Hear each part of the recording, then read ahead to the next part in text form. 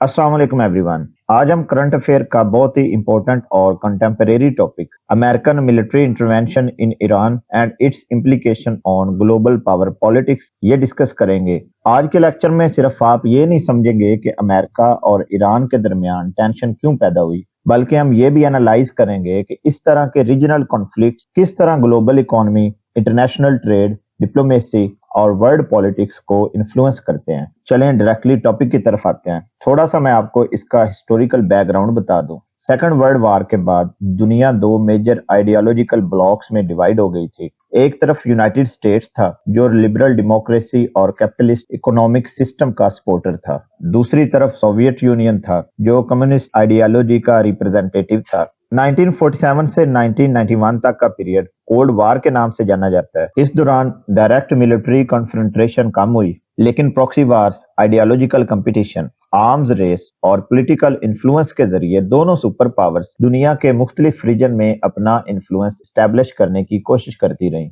1991 में Soviet union collapse कर गया। इसके साथ कोल्ड वार भी ऑफिशियली खत्म हो गई। अब इंटरनेशनल सिस्टम में सिर्फ एक ही सुपर पावर बच गई थी, United States of America. Political scientist Charles Krauthammer ने इस पीरियड को यूनिपोलर मूवमेंट का नाम दिया था। इस पीरियड में अमेरिका की मिलिट्री कैपेबिलिटी अनमैच्ड थी। इसकी इकोनॉमी दुनिया की लार्जेस्ट इकोनॉमी थी। US dollar international reserve currency था और आज भी ग्लोबल रिजर्व का सबसे बड़ा हिस्सा यूएस डॉलर में ही होल्ड किया जाता है। अमेरिका के अलायंसेस यूरोप से एशिया तक फैले हुए थे। नेटो कंटिन्यूअसली एक्सपैंड हो रहा था। United Nations, IMF, world bank और इंटरनेशनल फाइनेंशियल सिस्टम में भी अमेरिकन इन्फ्लुएंस बहुत स्ट्रॉन्ग था। लेकिन इंटरनेशनल पॉलिटिक्स परमानेंट नहीं होती। हिस्ट्री हमें बताती है कि हर डोमिनेंट पावर इवेंचुअली नए स्ट्रेटेजिक चैलेंजेस फेस करती है। 21st सेंचुरी में चाइना की इकोनॉमिक राइज, रशिया की स्ट्रेटेजिक रीएमर्जेंस, इंडिया की रैपिड ग्रोथ और रीजनल मिडिल पावर्स की इंक्रीजिंग इंपॉर्टेंस ने इंटरनेशनल पॉलिटिक्स को पहले के मुकाबले में ज्यादा कम्प्लेक्स बना दिया। इसी चेंजिंग एनवायरनमेंट में ईरान की स्ट्रेटेजिक इंपॉर्टेंस मजीद बढ़ गई। अब सवाल ये पैदा होता है कि दुनिया में इतनी स्टेट्स मौजूद हैं, लेकिन ईरान को इतनी स्ट्रेटेजिक इंपॉर्टेंस क्यों दी जाती है? इसका जवाब सिर्फ एक फैक्टर में नहीं मिलता। ईरान की स्ट्रेटेजिक इंपॉर्टेंस मल्टीपल डायमेंशन पर मबनी है। First one is it's geography. International relation का एक फेमस प्रिंसिपल है, geography does not change, governments do. यानी जियोग्राफी किसी भी स्टेट की परमानेंट स्ट्रेटेजिक एसेट होती है। ईरान वेस्ट एशिया के सेंटर में वाक़ है। इसके border Iraq, Turkey, Armenia, Azerbaijan, Turkmenistan, Afghanistan और पाकिस्तान के साथ मिलते हैं। साउथ साइड पर पर्शियन गल्फ और गल्फ ऑफ ओमान वाक़या है। यानी Iran middle east, central Asia और साउथ एशिया के जंक्शन पर मौजूद है। इसी जियोग्राफिकल लोकेशन की वजह से ईरान रीजनल पॉलिटिक्स में बहुत इंपॉर्टेंट पोजीशन ऑक्युपाई करता है। सेकंड, इसकी स्ट्रेटेजिक इंपॉर्टेंस के पीछे इसके एनर्जी रिसोर्सेज है। ईरान दुनिया के सबसे रिसोर्स रिच कंट्रीज में से एक है। ईरान के पास दुनिया के largest proven natural gas reservoir में से एक रेजरवायर मौजूद है। ऑयल रिजर्व के हवाले से भी ईरान टॉप कंट्रीज में काउंट होता है। यानी एनर्जी सिक्योरिटी के पर्सपेक्टिव से ईरान की इंपॉर्टेंस नेचुरली इंक्रीज हो जाती है। और मॉडर्न इंडस्ट्रियल इकोनॉमी एनर्जी के बगैर फंक्शन नहीं कर सकती। Factories, transportation, electricity generation, petrochemical industries सब एनर्जी पर डिपेंड करते हैं। इसलिए जिस रीजन में ऑयल और गैस रिसोर्सेज कंसंट्रेट हों, उस रीजन की जियोपॉलिटिकल वैल्यू ऑटोमेटिकली बढ़ जाती है। थर्ड जो इंपॉर्टेंट फैक्टर जो इसकी स्ट्रेटेजिक इंपॉर्टेंस को एक्स्ट्रा ऑर्डिनरी बना देता है, वो है स्ट्रेट ऑफ हॉर्मुज। अगर दुनिया का कोई एक मैरीटाइम चोक पॉइंट सबसे ज्यादा इंपॉर्टेंट माना जाता है तो वो स्ट्रेट ऑफ हॉर्मुज है। अब हम इस वाटरवे को डिटेल में समझते हैं। Straight of Hormuz Persian gulf को गल्फ ऑफ ओमान और अरेबियन सी के साथ कनेक्ट करता है। नॉर्थ साइड पर ईरान है, साउथ साइड पर ओमान और यूएई वाक़या है। जियोग्राफिकली देखा जाए तो ये स्ट्रेट सिर्फ 34 किलोमीटर यानी अप्रोक्सीमेटली 21 माइल्स वाइड है। लेकिन कमर्शियल शिपिंग के लिए जो डेजिग्नेटेड नेविगेशन चैनल यूज किए जाते हैं उनकी विड्थ अप्रोक्सीमेटली 3 किलोमीटर यानी लगभग 2 माइल्स तक होती है। ये नैरो शिपिंग लेन्स इस रूट को स्ट्रेटेजिकली वल्नरेबल बना देती हैं। अगर मिलिट्री कन्फ्रंटेशन हो, नेवल माइंस डिप्लॉय की जाए, मिसाइल्स अटैक का खतरा हो या कमर्शियल शिपिंग टेम्पोरेरली सस्पेंड हो जाए तो global energy supply immediately effect होती है। इसलिए स्ट्रेट ऑफ हॉर्मूज को सिर्फ एक ज्योग्राफिकल फीचर नहीं समझना चाहिए, ये ग्लोबल इकोनॉमी की स्ट्रेटेजिक आर्टरी है। इंटरनेशनल एनर्जी एजेंसी और यूएस एनर्जी इंफॉर्मेशन एडमिनिस्ट्रेशन के एस्टिमेट के मुताबिक हर रोज अप्रोक्सीमेटली 20 से 21 मिलियन बैरल क्रूड ऑयल और पेट्रोलियम प्रोडक्ट्स इसी स्ट्रेट से ट्रांसपोर्ट की जाती हैं। ये क्वांटिटी दुनिया की अप्रोक्सीमेटली 20% डेली ऑयल कंजम्पशन के बराबर है। इसके अलावा 1/5 एलएनजी की ट्रेड भी इसी मैरीटाइम रूट से होती है। Saudi Arabia, Iraq, Kuwait, UAE, Qatar और ईरान सब अपनी एक्सपोर्ट के लिए इसी वाटरवे पर डिपेंड करते हैं। इसीलिए अगर किसी वजह से स्ट्रेट ऑफ हॉर्मूज में डिसरप्शन पैदा होती है तो सिर्फ गल्फ कंट्रीज अफेक्ट नहीं होते, एशिया, यूरोप और ग्लोबल फाइनेंशियल मार्केट भी उसके इफेक्ट्स को महसूस करती हैं। यहाँ एक इम्पोर्टेंट पॉइंट समझना जरूरी है। कई स्टूडेंट समझते हैं कि स्ट्रेट ऑफ हॉर्मूज सिर्फ ऑयल ट्रांसपोर्ट के लिए इम्पोर्टेंट है। ये इनकम्प्लीट एनालिसिस है। इस स्ट्रेट की इम्पोर्टेंस 3 मेजर डायमेंशन में देखी जाती है। पहला डिमेंशन है एनर्जी सिक्योरिटी, दूसरा इंटरनेशनल मैरीटाइम ट्रेड और थर्ड है military strategy. United states 5th fleet Bahrain में परमानेंटली डिप्लॉय है। Regional navies continuously maritime security monitor करती रहती हैं। कमर्शियल शिपिंग कंपनीज भी गल्फ सिक्योरिटी को क्लोजली ऑब्जर्व करती हैं। यानी ये स्ट्रेट सिर्फ इकोनॉमिक इंपॉर्टेंस नहीं रखती बल्कि मिलिट्री प्लानिंग और स्ट्रेटेजिक डेटरेंस का भी सेंट्रल कंपोनेंट है। इसलिए जब भी ईरान और अमेरिका के दरमियान टेंशंस इंक्रीज होती हैं, दुनिया भर के इन्वेस्टर्स, गवर्नमेंट्स और एनर्जी मार्केट सबसे पहले स्ट्रेट ऑफ हॉर्मूज की सिचुएशन को मॉनिटर करते हैं। स्ट्रेट ऑफ हॉर्मूज की स्ट्रेटेजिक इंपॉर्टेंस समझने के बाद अगला सवाल पैदा होता है कि अगर इस रीजन में मिलिट्री एस्केलेशन होती है तो उसके प्रैक्टिकल कंसिक्वेंसेस क्या होंगे? क्या इसका इम्पैक्ट सिर्फ गल्फ कंट्रीज तक महदूद रहेगा या पूरी ग्लोबल इकोनॉमी से इफेक्ट होगी? इंटरनेशनल पॉलिटिकल इकोनॉमी का एक फंडामेंटल प्रिंसिपल है कि एनर्जी सिक्योरिटी और इकोनॉमिक सिक्योरिटी एक दूसरे से डायरेक्टली लिंक्ड है। Modern industrial economies continuously energy supply के बगैर एफिशिएंटली फंक्शन नहीं कर सकती। इसीलिए गल्फ रीजन में इंस्टेबिलिटी के इफेक्ट सिर्फ रीजनल पॉलिटिक्स तक लिमिटेड नहीं रहते बल्कि international financial market, global trade और सप्लाई चेन तक पहुंच जाते हैं। सबसे पहला इम्पैक्ट इंटरनेशनल ऑयल मार्केट पर नजर आता है। ऑयल दुनिया की सबसे एक्टिवली ट्रेडेड कमोडिटीज में से एक है। इसकी प्राइस सिर्फ करंट प्रोडक्शन पर डिपेंड नहीं करती बल्कि फ्यूचर एक्सपेक्टेशंस और जियोपॉलिटिकल रिस्क को भी रिफ्लेक्ट करती है। इसी वजह से जब भी पर्शियन गल्फ में मिलिट्री टेंशन इंक्रीज होती हैं, इन्वेस्टर और ट्रेडर फ्यूचर सप्लाई डिसरप्शन का अंदेशा महसूस करते हैं। मार्केट इस अनसर्टेनिटी को इमीडिएटली प्राइसेस में इनकॉर्पोरेट कर देती है। इकोनॉमिक्स की लैंग्वेज में इसे जियोपॉलिटिकल रिस्क प्रीमियम कहा जाता है। यानी एक्चुअल ऑयल शॉर्टेज से पहले ही प्राइसेस इंक्रीज होना शुरू हो जाती हैं। हिस्ट्री इस ऑब्जर्वेशन को रिपीटेडली सपोर्ट करती है। 1990 का गल्फ वार, 2003 इराक वार, 2019 अबकीक ऑयल फैक्ट्रीज पर अटैक और रिसेंट मिडल ईस्ट टेंशंस के दौरान ऑयल मार्केट ने अनसर्टेनिटी का इमीडिएट रिस्पांस दिया। इसलिए इकोनॉमिस्ट कहते हैं कि ऑयल मार्केट सिर्फ सप्लाई और डिमांड से ऑपरेट नहीं होती,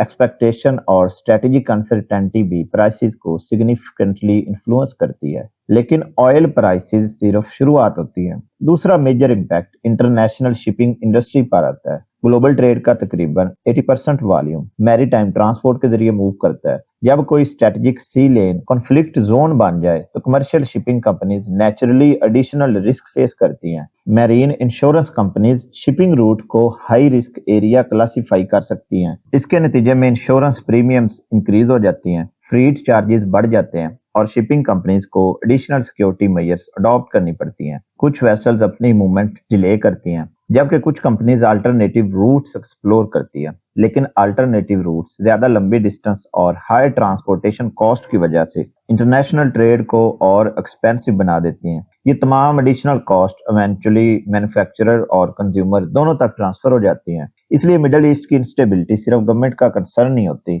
आम कंज्यूमर भी इसके इकोनॉमिक इफेक्ट महसूस करता है। अब इस इकोनॉमिक चेन को स्टेप बाय स्टेप समझते हैं। सबसे पहले ऑयल प्राइसेस इंक्रीज होती हैं। ऑयल एक्सपेंसिव होने की वजह से ट्रांसपोर्टेशन कॉस्ट इंक्रीज होती है और ट्रांसपोर्टेशन एक्सपेंसिव होने से रॉ मटेरियल फैक्ट्रीज तक महंगे पहुंचते हैं। फैक्ट्रीज की प्रोडक्शन कॉस्ट इंक्रीज हो जाती है जिसके नतीजे में एग्रीकल्चरल सेक्टर में फर्टिलाइजर और मशीनरी की ऑपरेटिंग कॉस्ट भी बढ़ जाती है الیکٹریسٹی جنریشن کا ایکسپینڈیچر انکریز ہو جاتا ہے اور اس کی وجہ سے آخر میں فوڈ پرائسز، مینوفیکچرڈ گڈ اور پبلک ٹرانسپورٹ سب مہنگے ہو جاتے ہیں۔ اس کو کاسٹ پش انفلیشن کہا جاتا ہے۔ اب سوال یہ پیدا ہوتا ہے کہ دنیا کی کون سی اکانومیز سب سے زیادہ ولنریبل ہیں؟ جنرلی وہ کنٹری جو امپورٹڈ انرجی پر ہیویلی ڈیپینڈ کرتی ہیں سب سے پہلے وہ پریشر فیل کرتی ہیں۔ ان میں China, India, Japan, south Korea اور یورپین یونین کی میجر انڈسٹریل اکانومیز شامل ہیں۔ ان کنٹریز کی مینوفیکچرنگ کیپیسٹی اور انڈسٹریل پروڈکشن ان انٹرپٹیڈ آئل اور گیس امپورٹس پر ڈیپینڈ کرتی ہیں۔ اگر انرجی پرائسز کنٹینیوسلی انکریز ہوتی رہیں تو ایکسپورٹ ایکسپینسو ہو جاتی ہیں، انڈسٹریل کمپیٹیٹیونیس ریڈیوس ہو جاتی ہے اور اکنامک گروتھ بھی سلو ہو سکتی ہے۔ اسی کانٹیکسٹ میں چائنا کا پرسپیکٹو بہت امپورٹنٹ ہو جاتا ہے۔ چائنا اس وقت دنیا کا largest importer of crude oil ہے۔ Electronics, steel, automobiles, heavy engineering, chemical industry اور ایکسپورٹ اورینٹڈ مینوفیکچرنگ سیکٹر سب ریلائیبل انرجی امپورٹس پر ڈیپینڈ کرتے ہیں۔ اسی اسٹریٹجک ریالٹی کو سمجھتے ہوئے بیجنگ نے پچھلے کئی سالوں میں اپنی انرجی سیکیورٹی اسٹریٹجی کو گریجولی ڈیورسیفائی کیا ہے۔ چائنا نے رشیا کے ساتھ پائپ لائن بیس انرجی کوپریشن اس کو ایکسپینڈ کیا، سینٹرل ایشین ریپبلک کے ساتھ لانگ ٹرم آئل اور نیچرل گیس کے ایگریمنٹ سائن کیے، اسٹریٹجک پیٹرولیم ریزروز اسٹیبلش کیے گئے تاکہ ایمرجنسی سچویشن میں ڈومیسٹک انرجی ڈیمانڈ کو کچھ عرصے تک میٹ کیا جا سکے۔ اسی کے ساتھ چائنا رینیویبل انرجی ٹیکنالوجیز میں دنیا کا لیڈنگ انویسٹر بن چکا ہے۔ Solar power, wind power, battery manufacturing اور الیکٹریکل وہیکلز میں کی جانے والی انویسٹمنٹ صرف کلائمیٹ پالیسی نہیں بلکہ long term national security planning کا حصہ ہے۔ یہاں بیلٹ اینڈ روڈ انیشیٹو کو بھی سمجھنا ضروری ہے۔ اکثر students belt and road initiative کو صرف انفراسٹرکچر پروجیکٹ سمجھتے ہیں جبکہ اسٹریٹجک پرسپیکٹو سے اس کا آبجیکٹو اس سے کافی براڈر ہے۔ China alternative transport corridor develop کر رہا ہے تاکہ انٹرنیشنل ٹریڈ صرف ایک میری ٹائم چوک پوائنٹ پر ڈیپینڈ نہ رہے۔ Gwadar port, China Central Asia corridor اور یوریشین ریلوے نیٹ ورک اسی وائڈر اسٹریٹجک تھنکنگ کا حصہ ہے۔ لیکن اس ڈائیورسیفیکیشن کے باوجود چائنا کی گلف انرجی پر ڈیپینڈنس ابھی بھی کنسیڈریبل ہے، کافی ہے۔ اسی لیے بیجنگ اسٹریٹ آف ہارموز میں اسٹیبلٹی کو اپنے کور نیشنل انٹرسٹ کا حصہ سمجھتی ہے۔ اب رشیا کی اسٹریٹجک کیلکولیشنز کو دیکھتے ہیں۔ رشیا کی پوزیشن چائنا سے مختلف ہے کیونکہ رشیا خود دنیا کا لارجسٹ انرجی ایکسپورٹر ہے۔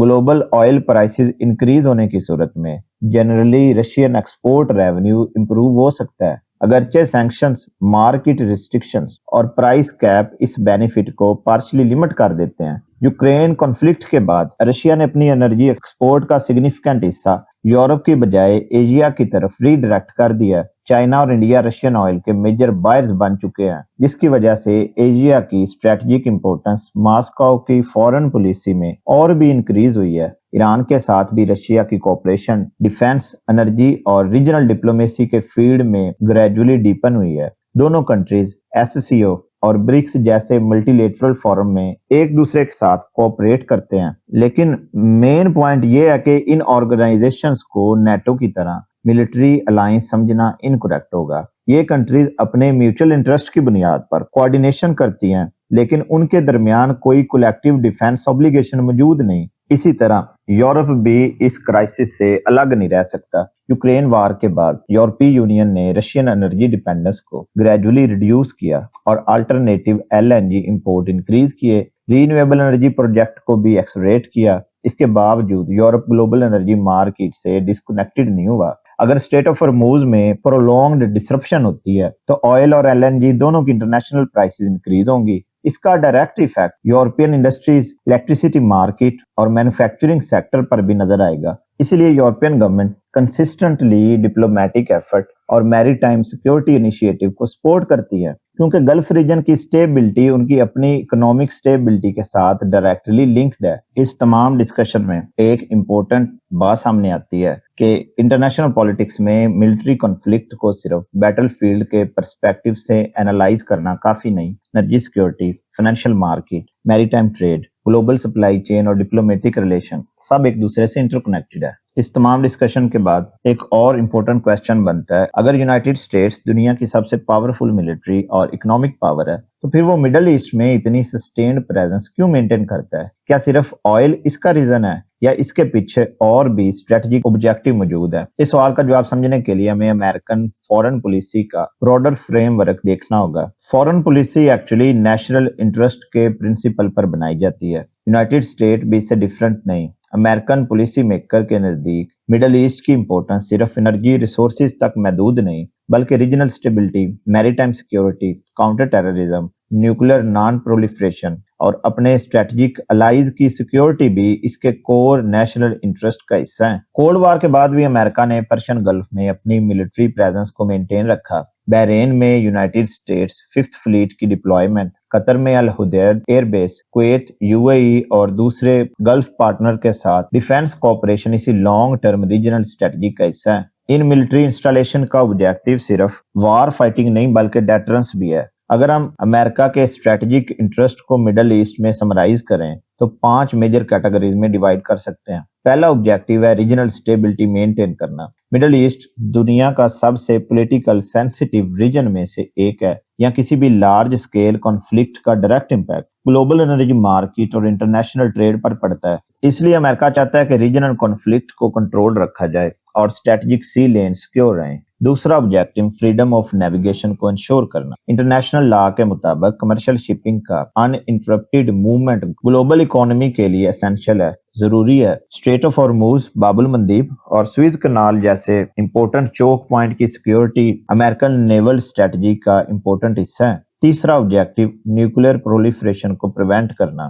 یو ایس اور اس کے جو ویسٹرن الائز ہیں وہ یہ کنسرن شو کرتے ہیں کہ اگر مڈل ایسٹ میں نیوکلیر ریس شروع ہوئی تو ریجنل اسٹیبلٹی مزید کمپرومائز ہو سکتی ہے۔ اسی کانٹیکسٹ میں ایران کے نیوکلیر پروگرام پر انٹرنیشنل نیگوشیشن اور سینکشن کے ایشوز آتے رہے ہیں۔ چوتھا آبجیکٹو مڈل ایسٹ میں ان کا ٹیررزم اور وائلنٹ ایکسٹریمسٹ آرگنائزیشن کی کنٹینمنٹ ہے۔ 2001 کے بعد امریکن فورن پالیسی میں کاؤنٹر ٹیررزم سینٹرل پریورٹی بن گئی۔ افغانستان اور عراق کے ایکسپیرینسز نے بھی اس پالیسی کو ڈیپلی انفلوئنس کیا۔ ففتھ آبجیکٹو یہاں ان کا ریجنل الائز کی سیکیورٹی ہے، یا خاص طور پر اسرائیل اور گلف عرب اسٹیٹ کی اسٹریٹجک امپورٹنس سمجھنا ضروری ہے۔ مڈل ایسٹ کی پالیٹکس کو سمجھنا اسرائیل اور ایران کی اسٹریٹجک رائیولی کو سمجھے بغیر ممکن نہیں۔ ایران اور اسرائیل کے ریلیشن ہمیشہ سے ہوسٹائل رہے۔ 1979 کے ایرانین ریولوشن سے پہلے ایران اور اسرائیل کے ڈپلومیٹک ریلیشن ریلیٹیولی نارمل تھے، لیکن اسلامک ریولوشن کے بعد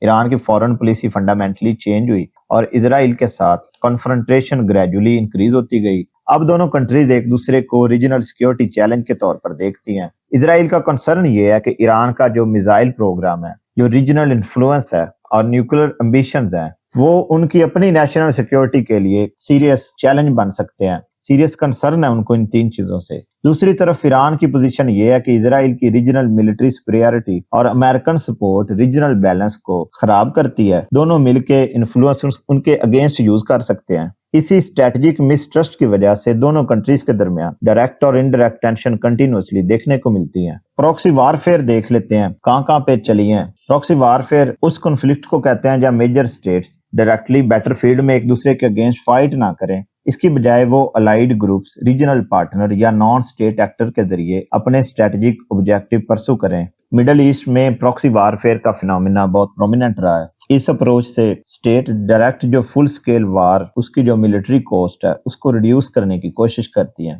لیکن نیگیٹو کنسیکوینسز یہ ہوتا ہے کہ ریجنل انسٹیبلٹی پرولونگ ہو جاتی ہے اور کنفلکٹ کا پیسفل ریزولوشن یہ مشکل ہو جاتا ہے۔ انٹرنیشنل ریلیشن کے جو اسکالر ہیں وہ اسے گرے زون کمپٹیشن یا ہائبرڈ کنفلکٹ کا حصہ سمجھتے ہیں۔ اس لیے آج کی وارفیئر صرف کنونشنل ملٹری آپریشن تک لمیٹڈ نہیں، cyber operation, information campaign, economic sanctions, drone technology اور پروکسی ایکٹر بھی ماڈرن اسٹریٹجک کمپٹیشن کے امپورٹنٹ ٹول ہیں۔ اب ہم ڈسکشن کو براڈر اسٹریٹجک پرسپیکٹو میں لے کے چلتے ہیں۔ Can America fight on multiple fronts? 21 century کی سب سے بڑا چیلنج یہ ہے کہ امریکہ کو ایک ہی وقت میں ملٹیپل ریجنز میں اپنی کمٹمنٹ مینٹین کرنا پڑ رہی ہیں۔ یورپ میں رشیا یوکرین کنفلکٹ ہے، مڈل ایسٹ میں ایران اور ریجنل سیکیورٹی چیلنجز ہیں، انڈو پیسیفک میں چائنا ان کے لیے ایشو ہے، ये तीनों threats simultaneously American strategic planning को इन्फ्लुएंस करते हैं। इसी कॉन्टेक्स्ट में आईआर के जो स्कॉलर हैं वो स्ट्रेटेजिक ओवर स्ट्रेच की टर्म यूज करते हैं।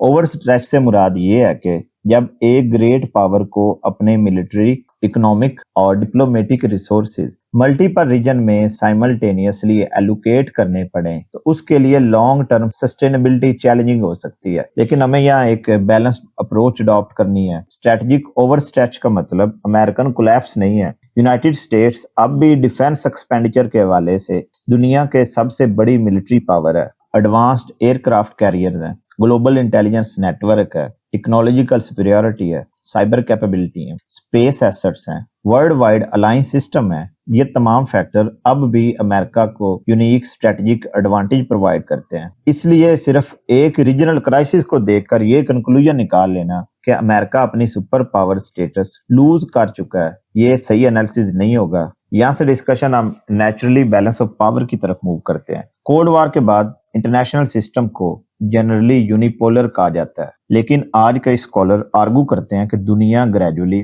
मल्टीपोलैरिटी की तरफ मूव कर रही है। इस क्लेम की बुनियाद क्या है? सबसे पहले चाइना की इकोनॉमिक और टेक्नोलॉजिकल राइज है, दूसरा रशिया की कंटिन्यूड मिलिट्री रेलिवेंस, तीसरा इंडिया की रैपिड एक्सपेंडिंग इकोनॉमी और डिप्लोमेटिक इन्फ्लुएंस, चौथा रीजनल मिडल पावर्स जैसे तुर्की, सऊदी अरेबिया, ब्राजील और इंडोनेशिया की इंक्रीजिंग स्ट्रेटेजिक ऑटोनॉमी, और पांचवा ब्रिक्स जैसे मल्टीलेटरल प्लेटफॉर्म्स का एक्सपेंडिंग रोल। ये तमाम डेवलपमेंट्स इंडिकेट करती हैं कि ग्लोबल इन्फ्लुएंस पहले की तरह सिर्फ एक स्टेट के पास कंसंट्रेटेड नहीं रहा। लेकिन इस पॉइंट को भी केयरफुली समझना जरूरी है। मल्टीपोलैरिटी का मतलब ये नहीं कि अमेरिका इररिलेवेंट हो गया, बल्कि इसका मतलब ये है कि ग्लोबल डिसीजन मेकिंग और स्ट्रेटेजिक कंपटीशन में multiple influential actor simultaneously role play कर रहे हैं। आज भी यूनाइटेड स्टेट्स की इकोनॉमी दुनिया की लार्जेस्ट इकोनॉमी में शामिल है। US dollar international financial system की डोमिनेंट रिजर्व करेंसी है। नेटो दुनिया का स्ट्रॉन्गेस्ट मिलिट्री अलायंस है।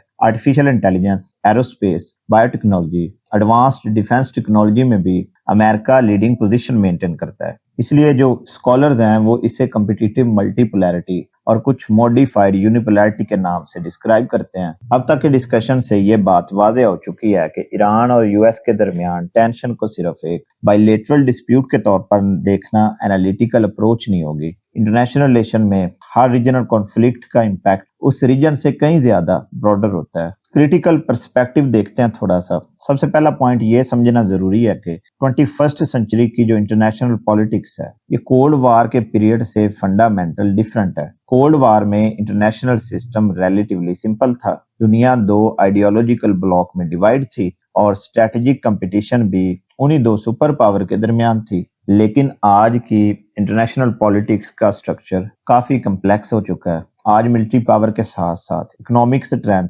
Technological innovation, AI, cyber security, maritime connectivity, semiconductor industry, supply chain resilience और एनर्जी सिक्योरिटी भी नेशनल पावर के मेजर इंडिकेटर बन चुके हैं। इसलिए हम किसी भी स्टेट की स्ट्रेंथ सिर्फ मिलिट्री कैपेबिलिटी से मेजर नहीं कर सकते। अमेरिकन पावर का फ्यूचर क्या होगा? आजकल मीडिया और सोशल मीडिया पर अक्सर ये क्लेम किया जाता है कि ईरान क्राइसिस या middle east tension American decline का एविडेंस है। लेकिन अगर हम स्कॉलरली एनालिसिस करें और इमोशनल कंक्लूजन से बचने की कोशिश करें, रियलिटी ये है कि यूनाइटेड स्टेट अब भी स्ट्रॉन्गेस्ट कंप्रिहेंसिव पावर है। मिलिट्री एक्सपेंडिचर के हवाले से नंबर 1 पोजीशन पर है। इसके पास globally deployed naval fleets, advanced air power, strategic bombers, satellite surveillance system, cyber capability, intelligence infrastructure मौजूद है। इसी तरह यूएस डॉलर अब भी इंटरनेशनल रिजर्व करेंसी का डोमिनेंट स्टेटस मेंटेन किए हुए है और इंटरनेशनल ट्रेड का बहुत बड़ा हिस्सा डॉलर में कंडक्ट होता है। लेकिन इसका दूसरा पहलू भी उतना ही इंपॉर्टेंट है।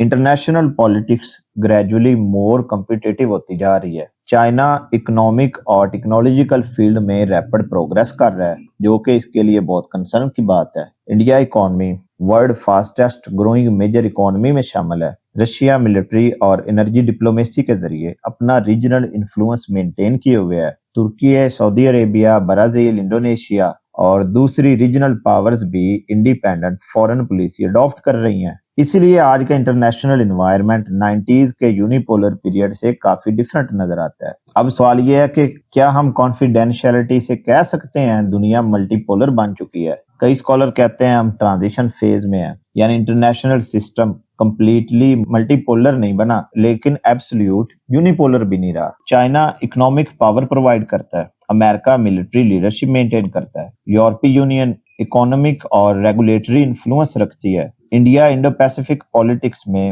ریپڈلی ایمرج کر رہا ہے، ریجنل پاور اپنی اسٹریٹجک آٹونومی کو ایکسپینڈ کر رہی ہیں۔ اس لیے کرنٹ انٹرنیشنل سسٹم کو امرجنگ ملٹی پولیرٹی کہتے ہیں، جبکہ کچھ اسے کمپیٹیٹو ملٹی پولر آرڈر کا نام دیتے ہیں۔ تو ہمیں یہاں پہ ایک بیلنس اپروچ اڈاپٹ کرنے کی ضرورت ہے۔ نہ تو ہم یہ کہہ سکتے ہیں کہ امریکن ایرا کمپلیٹلی ختم ہو چکا، اور نہ یہ کہہ سکتے ہیں کہ امریکہ کی گلوبل ڈومیننس کو کوئی چیلنج نہیں کر سکتا۔ دونوں سٹیٹمنٹس اوور سمپلیفیکیشن ہوگی۔ ہمیں یو ایس اور ایران کانفرنٹیشن سے لیسن کیا ملتا ہے؟ سب سے پہلا لیسن یہ ہے کہ جیوگرافی اسٹل میٹرز۔ ٹیکنالوجی کتنی بھی ایڈوانس ہو جائے، اسٹریٹجک جیوگرافی کی امپورٹنس ختم نہیں ہوتی۔ Street of ہارموز who, Malacca street ہو، باب المندیب یا سوئز کنال، آج بھی ورلڈ پالیٹکس کی سینٹرل اسٹریٹجک چوک پوائنٹ ہے۔ دوسرا لیسن یہ ہے کہ انرجی سیکیورٹی ہی نیشنل سیکیورٹی ہے۔ آج کی انڈسٹریل اکانومیز ان انٹرپٹیڈ انرجی سپلائی کے بغیر سسٹین ڈیولپمنٹ اچیو نہیں کر سکتی۔ اس لیے اسٹیٹس اپنی فورن پالیسی میں انرجی روٹس اور میری ٹائم سیکیورٹی کو ہائی پریورٹی دیتے۔ تیسرا لیسن کیا ملتا ہے؟ اکنامکس اور جیو پالیٹکس یہ دونوں انٹر کنیکٹڈ ہیں۔ ملٹری کنفلکٹ صرف بیٹل فیلڈ تک محدود نہیں رہتا، اس کا impact inflation, supply chain, investment, currency market, food security اور انٹرنیشنل ٹریڈ پر بھی پڑتا ہے۔ چوتھا لیسن یہ ہے کہ ماڈرن جو کنفلکٹس ہیں ان میں ہائبرڈ میتھڈ انوالو ہو رہے ہیں، جو ٹریڈیشنل ملٹری آپریشن کے ساتھ cyber warfare, information campaign, sanctions, drones, economic coercion اور پروکسی وارفیئر بھی اسٹریٹجک کمپٹیشن کے میجر انسٹرومنٹ بن چکے ہیں۔ اور ففتھ لیسن یہ کہ national interest remain the guiding principle of foreign policy, چاہے امریکہ ہو، چائنا ہو، رشیا ہو یا ایران ہو، ہر اسٹیٹ اپنے نیشنل انٹرسٹ کے مطابق اسٹریٹجک ڈیسیژن لیتی ہیں۔ اس لیے انٹرنیشنل ریلیشن میں پرماننٹ فرینڈز یا پرماننٹ اینیمیز کا کنسیپٹ نہیں ہوتا، پرماننٹ صرف نیشنل انٹرسٹ ہوتے ہیں۔ C S S, current affair, international relation اور پول سائنس میں اس ٹاپک سے ریلیٹڈ آپ سے کویسچن پوچھ سکتے ہیں، is the strait of Hormuz the world most important strategic point discuss, یا یہ پوچھ سکتے ہیں how does the Iran U S rivalry affect global energy security, یا کویسچن اس طرح پوچھ سکتے ہیں is the world moving from unipolarity towards multipolarity, critically examine کریں۔ یا کویسچن اس طرح آ سکتا ہے کہ evaluate the strategic importance of Middle East in contemporary world politics. تو ان کویسچن کا آنسر دیتے وقت آپ نے صرف ہسٹوریکل ایونٹس مینشن نہیں کرنے۔ ایگزامینر آپ سے ایکسپیکٹ کرتا ہے کہ آپ balance of power, deterrence, geopolitics, energy security, national interest, strategic choke points, proxy war, یہ ڈائمینشنز بھی ایڈ کریں۔ کنکلوڈ کر دوں، امریکن ملٹری انوالومنٹ ایران میں، اس کو ہم صرف ایک ریجنل کانفلکٹ کے طور پر نہیں دیکھیں گے بلکہ انٹرنیشنل پالیٹکس کی ڈائمینشن انکلوڈ کرنا شامل ہے۔ ایران کی جغرافیکل لوکیشن، اس کے انرجی ریسورسز اور خاص طور پر اسٹریٹ آف ہارموز کی اسٹریٹجک امپورٹنس اس سے گلوبل جیو پالیٹکس کا سینٹرل ایکٹر بناتی ہے۔ اسی اسٹریٹ کے ذریعے approximately 20 million barrel oil per day گزرتا ہے، یعنی لگ بھگ 20% گلوبل آئل کنزمپشن، اور اراؤنڈ 1/5 LNG ٹریڈ یہاں سے ٹرانسپورٹ ہوتی ہے۔ اسی لیے گلف ریجن میں انسٹیبلٹی کا direct impact international trade, energy market, inflation, global economic stability پر نظر آتا ہے۔ دوسری طرف چائنا اپنی انرجی سیکیورٹی کو ڈیورسیفائی کر رہا ہے، رشیا اپنی اسٹریٹجک پارٹنرشپ کو اسٹرینتھن کر رہا ہے، Europe stable energy supplies maintain کرنا چاہتا ہے، اور یونائٹڈ اسٹیٹس اپنی ریجنل کمٹمنٹ کے ذریعے میری ٹائم سیکیورٹی اور ڈیٹرنس کو سسٹین کرنے کی کوشش کر رہا ہے۔ آج ہم کو ملٹری پاور کے ساتھ ساتھ economic resilience, technological leadership, energy security اور ڈپلومیٹک انفلوئنس کو بھی ایکول امپورٹنس دینا ہوگی۔ اسی کے ساتھ ہی اس کوٹیشن کے ساتھ ہم آج کا لیکچر کنکلوڈ کرتے ہیں۔ In contemporary international relations, geography shapes strategy, energy drives economies, and national interest determine foreign policy. Allah Hafiz.